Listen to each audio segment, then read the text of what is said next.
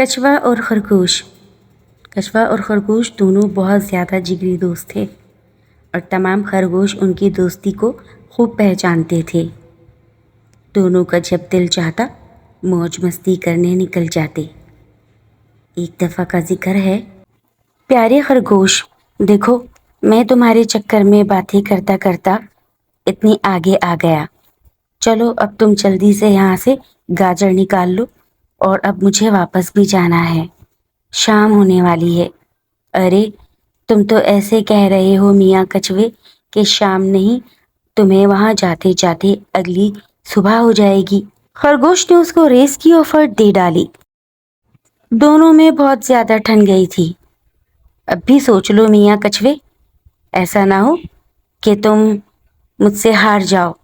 ارے کچھ نہیں ہوتا، کیا ہوا اگر میں تم سے ہار جاؤں گا؟ اپنے دوست سے ہی تو ہاروں گا۔ چلو ریس شروع کرتے ہیں۔ 1 2 3۔ لو بھائی، اب یہ بھی دیکھنا پڑ رہا ہے بھلا خرگوش سے کبھی کوئی کچھوا جیتا ہے؟ خرگوش میاں بھاگم بھاگ ڈیسٹینیشن کی جانب تھے، کچھوے بھی سلو اپنی منزل کی جانب جا رہے تھے۔ خرگوش بھاگتے بھاگتے کافی آگے نکل آیا تھا اور سوچنے لگا کہ ابھی کچھوا بہت پیچھے ہے، کیوں نہ میں تھوڑی دیر یہاں سستا لوں۔ سستانے کے چکر میں خرگوش کی آنکھ لگ گئی۔ کچھوے نے کچھ دیر ٹھہر کر اپنے دوست کو دیکھا اور اپنی منزل کی جانب کھو لیا۔ کچھوے نے اسے بار بار پیچھے پلٹ کر دیکھا، ضرور رک کر، اور فائنلی اپنی منزل کی طرف گامزن ہو کر بہت ہی فخر سے وہ ریس جیتا۔ تمام جانوروں میں کچھوے کی واہ واہ ہو گئی تھی۔